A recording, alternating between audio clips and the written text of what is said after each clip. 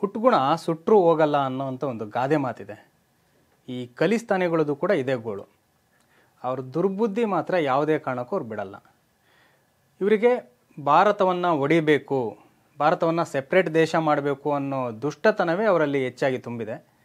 ಭಾರತದಲ್ಲಿ ಅವ್ರ ಆಟ ನಡೆಯಲ್ಲ ಅನ್ನೋ ಕಾರಣಕ್ಕೆ ಅವರು ಕೆನಡಾ ದೇಶಕ್ಕೆ ಹೋಗಿ ಅಲ್ಲಿತ್ಕೊಂಡೇ ಭಾರತವನ್ನು ಡಿವೈಡ್ ಮಾಡಬೇಕು ಅಂತ ಹುಚ್ಚಾಟ ಆಡ್ತಾರೆ.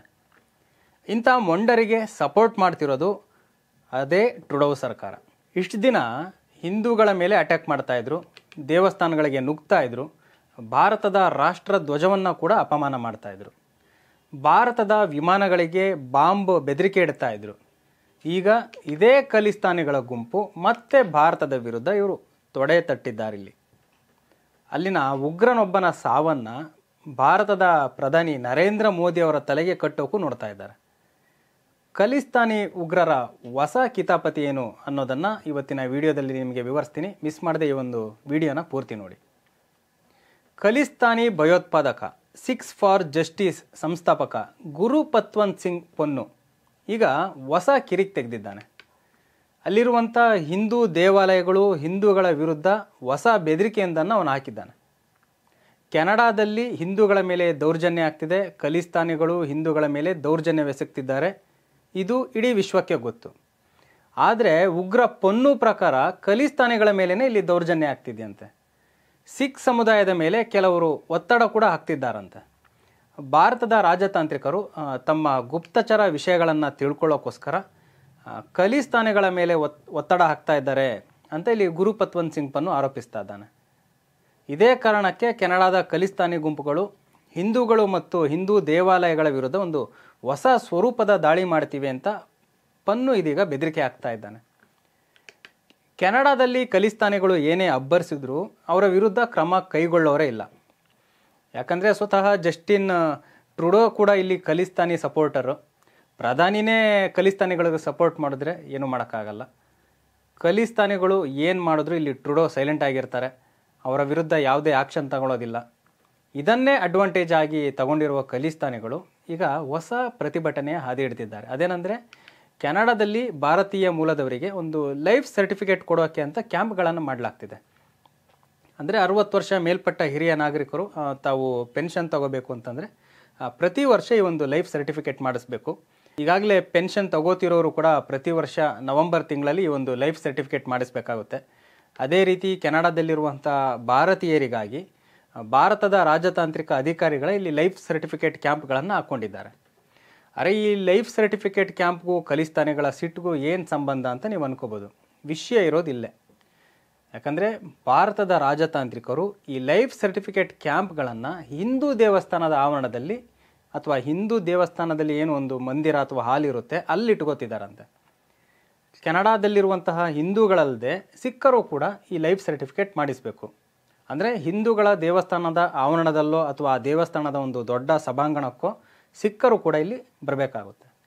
ಈ ಕ್ಯಾಂಪ್ಗಳನ್ನು ಮೊದಲು ಹಿಂದೂಗಳ ದೇವಸ್ಥಾನದಲ್ಲಿ ಮಾಡಿರೋದು ಯಾಕೆ ಅನ್ನೋದು ಇವರ ಮೊದಲನೇ ತಕರಾರು.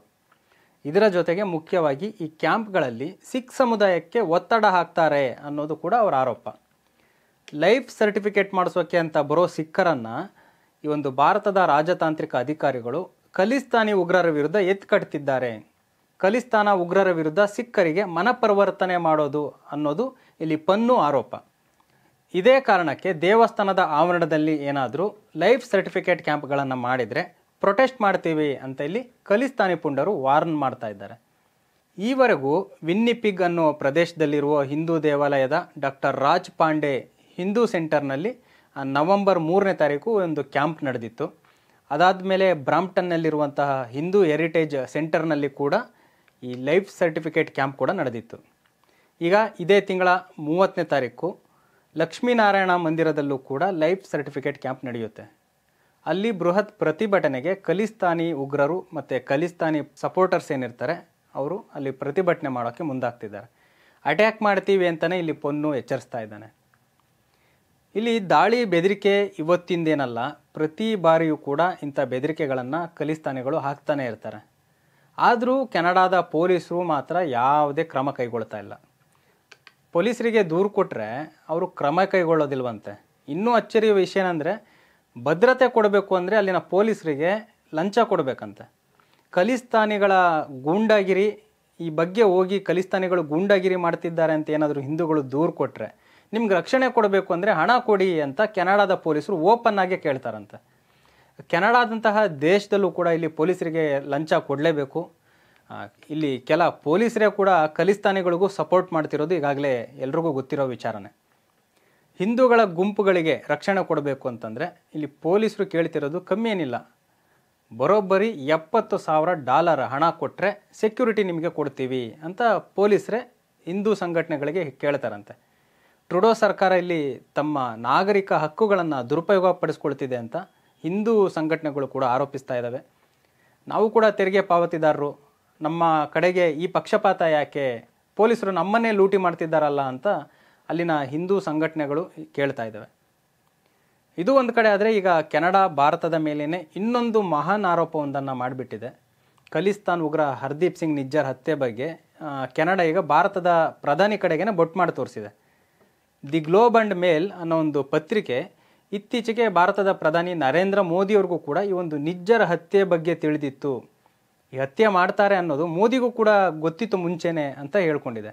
2023 ಜೂನ್ನಲ್ಲಿ ಭಯೋತ್ಪಾದಕ ಹರ್ದೀಪ್ ಸಿಂಗ್ ನಿಜ್ಜರ್ ಏನಿದ್ದ ಆತನ ಹತ್ಯೆ ನಡೆದಿತ್ತು. ಅದಾದಮೇಲೆ ಭಾರತ ಮತ್ತು ಕೆನಡಾ ನಡುವೆ ವೈಮನಸ್ಯ ಹುಟ್ಕೊಳ್ತು.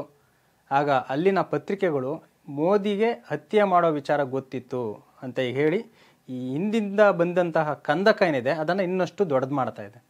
ಒಂದು ಕಡೆ ಕೆನಡಾ ಭಾರತದ ವಿರುದ್ಧ ದ್ವೇಷ ಕಾರ್ತಾ ಇದ್ರೆ, ಮತ್ತೊಂದು ಕಡೆ ಬೇರೆ ಯಾರಿಗೂ ಇಲ್ಲದ ಚೆಕಿಂಗ್ ವ್ಯವಸ್ಥೆಯನ್ನು ಭಾರತೀಯರಿಗೆ ಮಾತ್ರ ಇಲ್ಲಿ ಮಾಡ್ತಾ ಇದೆ. ಏರ್ಪೋರ್ಟ್ಗೆ ಬರುವಂತಹ ಭಾರತೀಯರನ್ನು ಹೆಚ್ಚಿನ ತಪಾಸಣೆ ಮಾಡಲಾಗ್ತಾ ಇದೆ. ಭಾರತಕ್ಕೆ ಬರುವಂತಹ ಪ್ರಯಾಣಿಕರಿಗೆ ವೀಕೆಂಡ್ನಲ್ಲಿ ಹೊಸ ಭದ್ರತಾ ನಿಯಮಗಳನ್ನು ಪಾಲಿಸುವಂತೆ ಇಲ್ಲಿ ಏರ್ ಕೆನಡಾ ಸೂಚನೆ ಕೊಟ್ಟಿದೆ. ಹೆಚ್ಚಿನ ತಪಾಸಣೆ ಮಾಡ್ತಿರೋ ಕಾರಣಕ್ಕೆ ವಿಮಾನ ನಿಲ್ದಾಣಕ್ಕೆ ಮಿನಿಮಮ್ ಅಂದರೂ ಒಂದು 4 ಗಂಟೆ ಮುಂಚೆನೇ ಬನ್ನಿ ಅಂತ ಇಲ್ಲಿ ಏರ್ ಕೆನಡಾ ತನ್ನ ಪ್ರಯಾಣಿಕರಿಗೆ ಸೂಚನೆ ಕೊಟ್ಟಿದೆ. ಕೆನಡಾದಿಂದ ಭಾರತಕ್ಕೆ ಬರುವಂತಹ ಪ್ರಯಾಣಿಕರು ಇನ್ನು ಮುಂದೆ ಹೆಚ್ಚಿನ ಭದ್ರತಾ ಸ್ಕ್ರೀನಿಂಗ್ ಕ್ರಮಗಳನ್ನು ಎದುರಿಸಬೇಕಾಗುತ್ತೆ ಅಂತ ಕೆನಡಾದ ಸಾರಿಗೆ ಸಚಿವೆನೇ ಇಲ್ಲಿ ಹೇಳ್ತಾ ಇದ್ದಾರೆ. ಕೆನಡಾದ ಸಾರಿಗೆ ಸಚಿವೆ ಅನಿತಾ ಆನಂದ್ ಅವರು ಭಾರತೀಯರು 4 ಗಂಟೆ ಮುಂಚೆನೇ ಏರ್ಪೋರ್ಟ್ಗೆ ಬನ್ನಿ ಅಂತ ಕೂಡ ಇಲ್ಲಿ ಹೇಳಿದ್ದಾರೆ. ಒಂದು ಕಡೆ ಖಲಿಸ್ತಾನಿಗಳು ಹಿಂದೂಗಳಿಗೆ ಟಾರ್ಚರ್ ಕೊಡ್ತಾ ಇದ್ದರೆ, ಕೆನಡಾದ ಮೂಲ ನಿವಾಸಿಗಳಿಗೂ ಕೂಡ ತೊಂದರೆ ಕೊಡೋದನ್ನು ಅವ್ರು ಬಿಟ್ಟಿಲ್ಲ. ಈ ಖಲಿಸ್ತಾನಿ ಹೋರಾಟಗಾರರು ಈಗ ಕೆನಡಾ ಪ್ರಜೆಗಳ ಹಿಂದೆ ಬಿದ್ದಿದ್ದಾರೆ. ಕೆನಡಾ ದೇಶವನ್ನೇ ಕಬ್ಜಾ ಮಾಡ್ಕೊಳ್ಳೋಕೆ ಅವರು ಹೊರಟ್ಬಿಟ್ಟಿದ್ದಾರೆ. ಕೆನಡಾ ಮೂಲ ನಿವಾಸಿಗಳನ್ನೇ ಈ ದೇಶ ಬಿಟ್ಟು ಹೊರಟೋಗಿ ಅಂತ ಅವ್ರು ಹೇಳ್ತಾ ಇದ್ದಾರೆ. ನಾವೇ ಇಲ್ಲಿರಬೇಕು, ನೀವೆಲ್ಲ ಇಂಗ್ಲೆಂಡ್ಗೋ ಯುರೋಪ್ಗೋ ಹೋಗ್ಬಿಡಿ ಅಂತ ಸಿಖ್ ಖಲಿಸ್ತಾನಿ ಹೋರಾಟಗಾರರು ಹೇಳ್ತಾ ಇದ್ದಾರೆ. ವೋಟ್ನ ಆಸೆಗೆ ಒಂದಿಷ್ಟು ಜಾಗ ಬಿಟ್ಟುಕೊಟ್ಟಂತಹ ತಪ್ಪಿಗೆ ಈಗ ಕೆನಡಾ ಮೂಲ ನಿವಾಸಿಗಳೇ ಹೆದರಿ ಜಾಗ ಖಾಲಿ ಮಾಡುವಂತಹ ಪರಿಸ್ಥಿತಿಗೆ ಬಂದಿದೆ.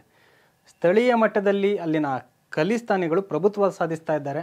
ಇಷ್ಟಾದರೂ ಕೂಡ ಟ್ರುಡೋ ಸರ್ಕಾರ ಮಾತ್ರ ಸೈಲೆಂಟ್ ಆಗಿಬಿಟ್ಟಿದೆ. ತಮ್ಮ ಬುಡಕ್ಕೆ ಬೆಂಕಿ ಬಿದ್ದರೂ ಕೂಡ ಜಸ್ಟಿನ್ ಟ್ರುಡೋ ಮಾತ್ರ ಈವರೆಗೂ ಬುದ್ಧಿ ಕಲಿತಾನೇ ಇಲ್ಲ. ಕೆನಡಾದ ಖಲಿಸ್ತಾನಿ ಉಗ್ರರ ಇಂಥ ದುಷ್ಟತನದ ಬಗ್ಗೆ ನೀವೇನಂತೀರಿ? ಕಮೆಂಟ್ ಮಾಡಿ ನಿಮ್ಮ ಅಭಿಪ್ರಾಯ ತಿಳಿಸಿ. ಹಾಗೆ ನೋಡ್ತಾ ಇರಿ ಲಯನ್ ಟಿವಿ.